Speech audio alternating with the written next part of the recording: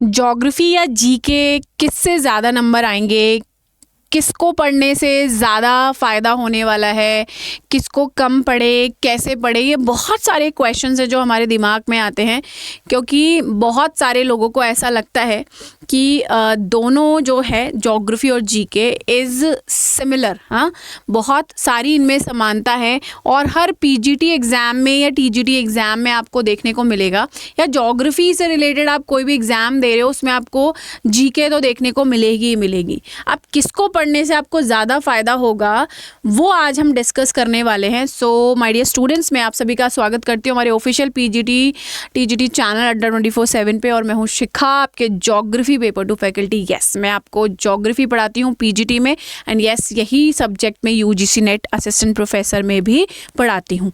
तो जो बहुत इंपॉर्टेंट टॉपिक है आज ये समझना कि अगर आपका बेस सब्जेक्ट ज्योग्राफी है तो उसको ज़्यादा पढ़ें, या अगर आपका जो जनरल पेपर है और उसमें जो जीके आ रही है उसको ज़्यादा पढ़ें। क्या ज़्यादा पढ़ें, किससे हमें ज़्यादा फ़ायदा होने वाला है? तो देखिए, सबसे पहले तो अगर आप जनरल पेपर का वेटेज देखेंगे और अगर आप ज्योग्राफी का वेटेज देखेंगे, जो आपका सब्जेक्ट डोमेन है, तो वेटेज में ही बहुत डिफरेंस है। जो हमारा खुद का सब्जेक्ट होता है उसमें बेसिकली आपको नंबर ऑफ़ क्वेश्चंस भी ज़्यादा आते हैं, क्योंकि आप पोस्ट ग्रेजुएट टीचर्स होने वाले हो, तो आपका वेटेज ज़्यादा होगा ऑब्वियसली, और जीके का वेटेज उसके कंपैरिजन में उतना नहीं होता है। ओके, अब आप सोचोगे कि मैम जीके तो पढ़नी है, ऑब्वियसली पढ़ना तो सभी है, बट क्या फ़ायदा है अगर मैं ज्योग्राफी पढ़ूं? तो अगर मैं बोल रही हूँ बहुत सारे फ़ायदे हैं, और मैक्सिमम टॉपिक्स हैं मेरे प्यारे बच्चों जो आपको जीके में एज इट इज़ ज्योग्राफी वाले मिल जाएंगे, जो आपको शायद दोबारा पढ़ने भी ना पड़े अगर आपने ज्योग्राफी में ही वो टॉपिक्स को ढंग से पढ़ लिया। तो देखिए, यहाँ में कुछ टॉपिक्स आपके ऐसे हैं जो ज्योग्राफी और जीके के सिमिलर होते हैं। समानता देख लेते हैं ज्योग्राफी और जीके में। सबसे पहले मैं ज्योग्राफी में बात करूँगी, आपकी ज्योग्राफी ऑफ इंडिया की, भारत का भूगोल।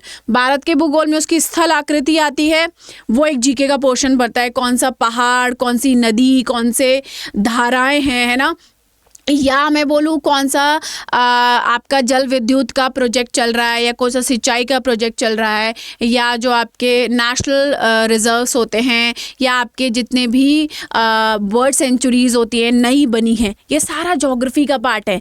और सबसे इम्पॉर्टेंट आपकी जनसंख्या का भी जो पार्ट है, जो आपका सेंसस होता है हर 10 साल में, वो भी ज्योग्राफी ऑफ इंडिया का पार्ट है।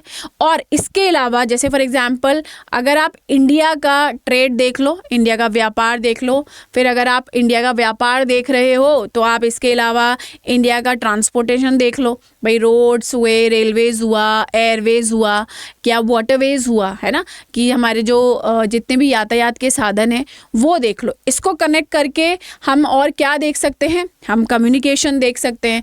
कम्युनिकेशन में भी हमारे पास क्वेश्चन आ जाते हैं। अब इसके अलावा अगर आपको मैं बताऊं तो देखो, इंडिया के खनिज, तो वो भी एक इम्पॉर्टेंट क्वेश्चन है और वो हमारे जीके का पार्ट भी हो जाता है, ठीक है। या जैसे फॉर अगर कृषि की बात करूँ, एग्रीकल्चर की, तो क्रॉप्स इंपॉर्टेंट है, उसमें यूज़ आने वाली चीज़ें और किसने उस फील्ड में काम किया है, जैसे हरित क्रांति और ये सब, ये भी इंपॉर्टेंट टॉपिक है, और ये सब ज्योग्राफी का पार्ट है। तो अगर ज्योग्राफी वाले पार्ट पे आप ये सब पढ़ लेते हो तो जीके में ना आपको ये सारी चीज़ें कवर नहीं करनी पड़ती हैं। ओके, मतलब अगर ज्योग्राफी ऑफ इंडिया देखूँ तो कम से कम 3 से 4 सवाल है जो ज्योग्राफी ऑफ इंडिया में से आपको एज ए जीके देखने को मिलेंगे। कमिंग ओवर दैट, अगर मैं वर्ल्ड ज्योग्राफी की बात करूं तो वर्ल्ड ज्योग्राफी में भी आप देख लीजिए, वो पहाड़, वो नदियाँ, वो सारे तटीय इलाके, वो आपकी खाड़ियाँ, वो सब आपसे क्वेश्चन पूछा जाता है। कंट्रीज़ की लोकेशन आपसे पूछी जाती है, वो लोकेशन जो है वो इम्पॉर्टेंट है जीके में, और आप ज्योग्राफी में तो उसको पढ़ते ही पढ़ते हो, मैप रीडिंग आप करते हो तो उसमें सब चीज़ें आ जाती हैं।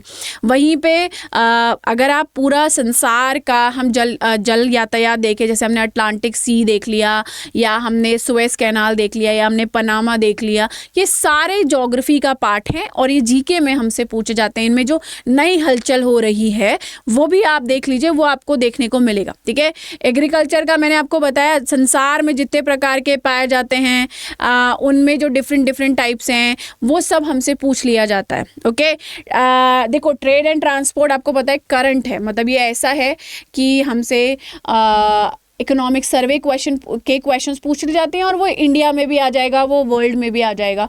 एंड उसके अलावा coming over the physical geography, तो फिजिकल ज्योग्राफी में या भौतिक भूगोल में अगर मैं बात करूं तो देखो क्या क्वेश्चन बनते हैं भौतिक भूगोल में।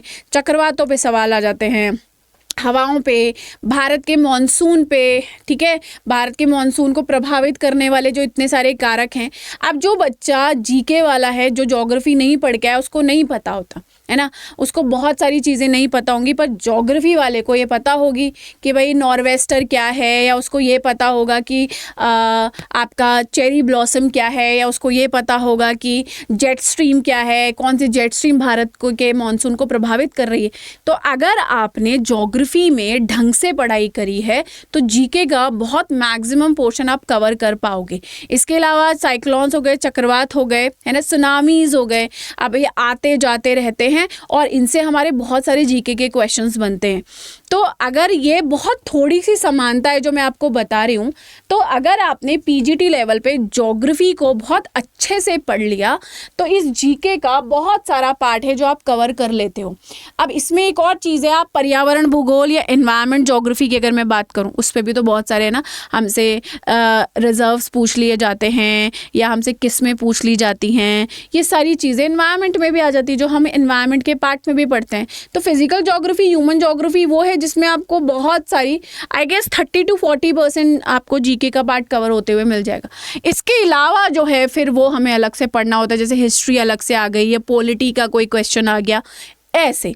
बट यहाँ आप बहुत सारी चीज़ें कवर कर रहे हो, तो अगर आपने अपने सब्जेक्ट पे मास्टरी कर ली है तो मुझे लगता है आप उतना मार्क्स पेपर 1 में और पेपर 2 में मिलाकर बना सकते हो, जहाँ आपका पेपर जो है वो क्या हो जाएगा, ईजिली ख़त्म हो जाएगा और आप अपना एग्ज़ाम पास कर पाओगे। तो सोचिए इस बारे में, और सब्जेक्ट पे मास्टरी करना इम्पॉर्टेंट है।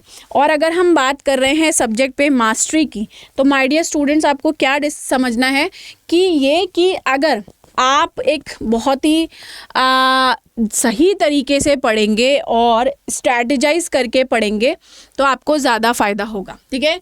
तो इसके लिए आपको क्या करना है, आपको अड्डा 24/7 पे आना है, ठीक है, और आपको ये देखिए ऑल कोर्सेज में आके आपको टीचिंग पे आना है। एंड आपके एग्ज़ाम के हिसाब से कोर्सेज डिज़ाइन है, और आई वुड सजेस्ट आप टीचिंग महापैक लीजिए। टीचिंग महापैक में आप बहुत सारे एग्ज़ाम्स की प्रिपरेशन कर सकते हो आराम से। अगर आपको सीटेट देना और सीटेट के बाद आपको फर्स्ट ग्रेड की तैयारी करनी है, सेकंड ग्रेड की एचटेट के बाद करनी है, या आपको बिहार एसटेट का एग्ज़ाम देना है, आपको जो भी एग्ज़ाम देना है आप इसमें एक ही पैक में कर सकते हो। तो टीचिंग महापैक लीजिए। अब जो ज्योग्राफी वाला बच्चा है उसको बाय नाउ करना है, और यहाँ पे एक कूपन कोड लगाना है, और वो कूपन कोड क्या होगा, Y905, ठीक है।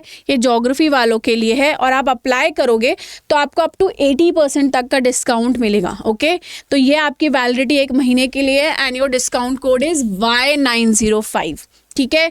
तो मेरे से साथ रोज़ 5 बजे जुड़िए और अपनी तैयारी को सुनिश्चित कीजिए, और आप कोर्सेज लेकर भी मेरे साथ में जुड़ सकते हो। तो till then bye bye, take care, thank you so much my dear students, bye bye.